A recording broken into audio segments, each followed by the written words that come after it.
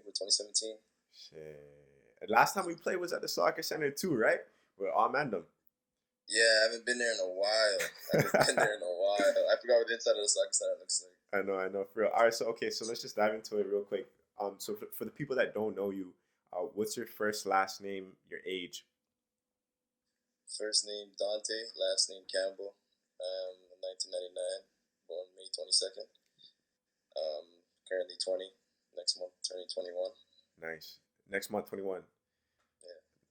21, man. All right, awesome. So you're a 99 baby, and where'd you grow up? I was born in Rexdale, and I grew up in Brampton. I grew up in Brampton for the most part of it. Yeah, so that Brampton talent, and you're a professional footballer as well, right? Yeah. So where are you playing at right now? Currently, I'm playing for Toronto FC 2. And how's that going?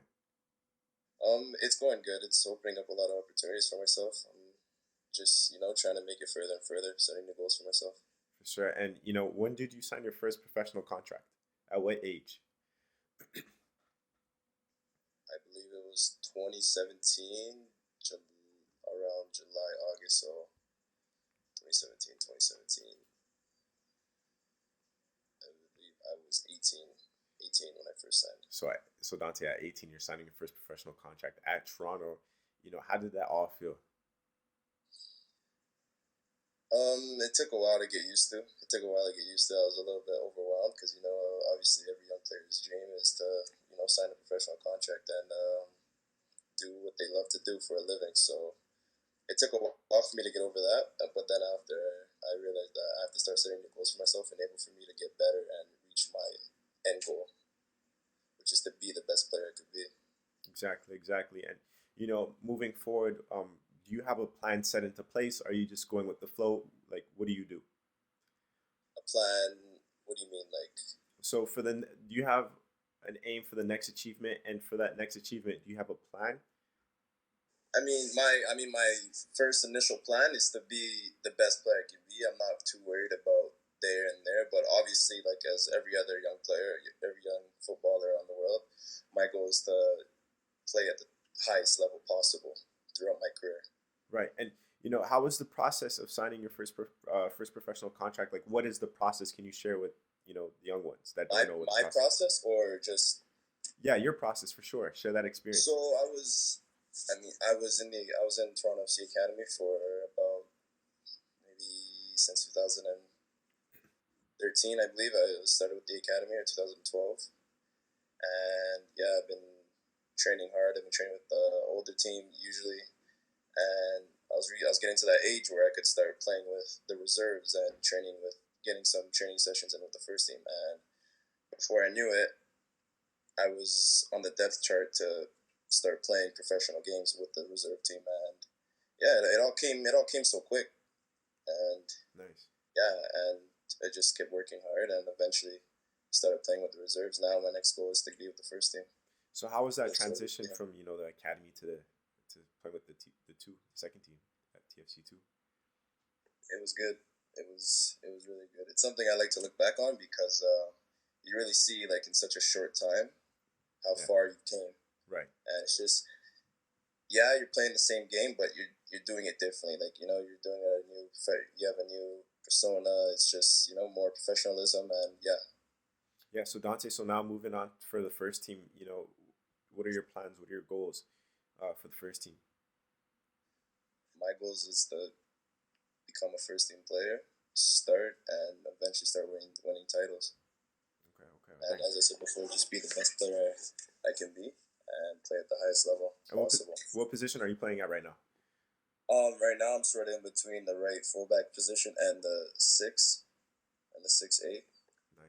Nice. And like, what is like the biggest sacrifice that you ever had to make in your football career? The biggest sacrifice? The biggest sacrifice. I would have to say just not seeing a lot of my friends.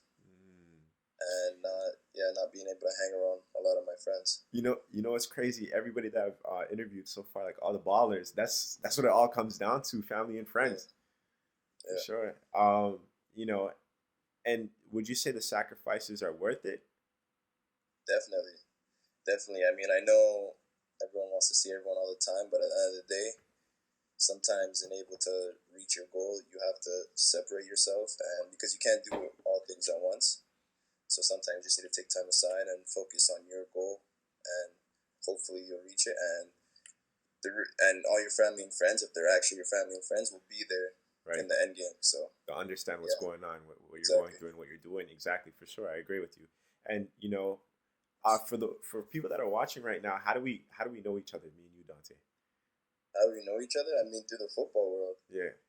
Through the football world, we know each other from young, like from Brampton youth times So, and all that. so now what would you share with the next generation of players that are growing up right now? Like, what would you share? These guys want to become professional ballers. They're like Dante. What does it take to get where we want to go, Dante? What would you say to them? What I would share, my advice to the young generation would be to always train your hardest, play your hardest, and the missed opportunities you get. Obviously, you can be upset and whatnot, but it's important not to dwell on them, because if you dwell on missed opportunities, failures, etc., you won't be ready for the next opportunity. So whenever you're training, my advice would be you're just preparing for the next opportunity possible, and you must be ready when that opportunity arises, or else you're gonna miss that window. And then, still, it's not the end of the world, but you wanna, Capture make it those. there as fast as possible. So as long as you're training as hard as possible, when you're ready, you will get your chance. And when you get your chance and you're ready, you take a hold of it. Nice. Um, bro, playing with TSC2, what has that experience been for you? What kind of experience does that bring for you? Um, a lot of experience that it brings for me. Actually, I've learned a lot about myself, and I've learned a lot about a lot of things aside from the football world. Like Can you share some of those things with us? just like being like a how do I explain it? As I said, like professionalism, it goes a long way. Um, Relationships with your family, or a significant other and stuff like that. You need to not so much dwell on it, but work on it. Work on it in such a manner where you're not exactly ruining any further opportunities for yourself. Right. And have you encountered any of those types of situations through your lifetime? Yeah, I mean, everyone goes through some tough times in life. I mean, who doesn't? But yeah, I've definitely overcame adversity in a Nice. couple aspects of my life Nice. because of stuff football has taught me. Awesome. And you're successful right now, man. You're doing it. You're living your dream. Um, bro, you're young. You're 21, Yeah, right? turn 21 next month. Turn 21 next month, bro. You're young. Yeah. Um, very good position. So, all I have to say to you is just, I don't really have much to say. You already know what you want to do. You're doing it. Just keep going, bro. That's all I could say. Just keep going. Now, my next question is, uh, how'd you find out about the book, GoPro Soccer Secrets? This is the second one that I wrote. How'd you find out about that book? I found it out from you On Instagram. on Instagram. Yeah, and a couple of my friends gave me a shout about it. So, when you heard about it, when you seen it, what'd you think about it? I mean, at first I'm like, hey, this is one of my old time friends doing something that revolves around soccer in a different field, in a different aspect, and I thought I was really interested on it. Right. I honestly want to ask you a question from the book. Um, so on chapter 5, we talk about soccer in the digital era. So we're living in a very social media age, where everybody has phones, everybody's on the Instagram, the Twitter, the TikTok.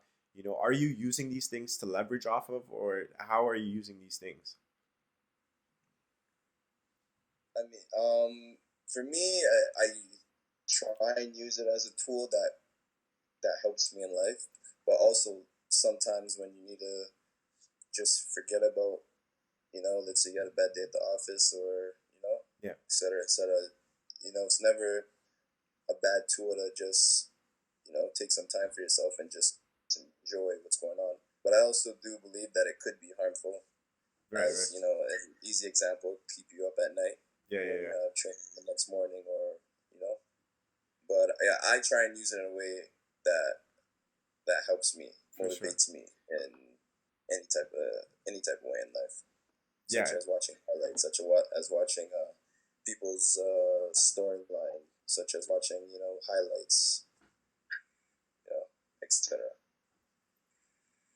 So I know yeah, a lot of different players use it in a different aspect, a different way.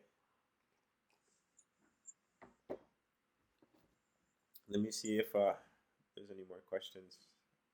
Um yeah, can we dive into a little bit of like your background a little bit, because you grew up from Brampton, and we know there's a lot of Brampton talent that came from here, and that are doing big things in the football world. So can you share a little bit of like your experiences growing up in Brampton and football in Canada? For me, I personally think Brampton had the most soccer potential in the Greater Toronto area, maybe even the whole of Canada. Yeah. And even now, there's a lot of successful. It doesn't have to be footballers, but successful sports players that play sports, whether it be basketball, soccer, hockey. A lot of those players came from Brampton, or at least a handful of them. And I think reason being, I think just growing up in Brampton, playing in Brampton, playing on Brampton Youth, Brampton East. I just think there was so much talent. There was so much competition that players were really competitive. And when you're competitive, it brings out the best in a player. Exactly. And when it brings out the best in a player, they, tend to get better and better and better. Totally agree with you on that. And what are your thoughts on the CPL? On the CPL, I think it's fantastic for Canada. I think it's about time we started to, when people hear Canada, they think we're more so, they hear the Maple Leafs or the Raptors, stuff like that. And I think it's about time we start incorporating soccer with our country, and we start evolving time and time, because before we know it, we have the World Cup coming up, co-hosting it with so and so, and yeah, we're only getting better, which is the good thing about it. Yeah. And we have the talent for it. We do have the talent for it, but so it's good we have a league like this starting where we can actually showcase our talent. Exactly, a place for people to come and see it, the talent. Exactly. Good. So, Dante, honestly, I appreciate you coming on this FaceTime and doing the interview through Nation, and we thank you for your time and sharing your experiences and thoughts to the next generation of soccer players growing up right now, bro. Was there anything you wanted to ask, or anything else that you wanted to share with us? I want to thank you for the opportunity. Just getting my sort of knowledge on stuff. Sort of looks of it, and yeah, anytime you need something, man, I'm here. I would be gladly to help you with anything if I could help. Yeah, for sure. Likewise, bro. Let me know if you need anything. I'm here. Sure. I wanted to do something different before we come off call on the Instagram, because I've just been doing the same thing, just giving people a shout out, Instagram shout out. I mean, not Instagram shout out, Instagram thank you. So I kind of wanted to, like, if it's cool with you, to do like to basically say thank you on the screen while recording it, if that's cool with you. Okay, that's fine. What do you like? You want me to just like thank you to you? No, so I'm gonna be like, I'm just saying, I'm basically just thanking you, like, just this is just content. Oh, you're thanking me. Yeah, this is just content for the Instagram, because after the call, I usually just tell the person, like, thank you through Instagram. Yeah. So I wanted to do something different. Okay. All right, so you want to do? So what am I doing? I know it's weird. I know. Sorry. So I'm just. What am I doing? No, it's not weird. I just wanna. What am I doing? Okay, so basically, I'm just gonna say, yo, Dante, just thank you for your time and experiences that you shared with us, and then whatever you want to say back to Instagram. Okay. Is that cool with you? No, it's cool. I just everything is the best. Yeah. Let's do it. All right, cool. Let's do it. Cool. All right, Dante, I just want to give you an Instagram thank you, and for your time and experiences that you shared with us. I appreciate it, bro. Yeah, for sure, man. Anytime you need something, just give me a shout. I'm more than happy to help you. Bless. I just want to give you an Instagram thank you and for your time and experiences that you shared with us. I appreciate it, bro. Yeah, for sure. Anytime you need something, just give me a shout. I'm more than happy to help you. Okay. That was cool. But fuck, I forgot to say One Soccer Nation. Can we do it again? Yeah. I didn't. I fucking stumbled my way. All right. I ain't doing that shit. Fuck. Wait, what was I saying? Dante Campbell. I just want to give you a thank you. Fuck. Big shout out to Dante Campbell. Yo, bro, thank you for your time and experiences that you've shared with us at One Soccer Nation and, to the next generation of soccer kids growing up right now. Thank you. Yeah, man. Thank you for having me. And anytime you need something from me, just give me a shout. I'll be more than happy to help you. Yeah. That's good? Yeah, that's good? Totally. Yo, wait. What's your at? It's _ neatly. Okay. Yeah, bro. Yo, thank you. Yeah, no worries, bro. Sometimes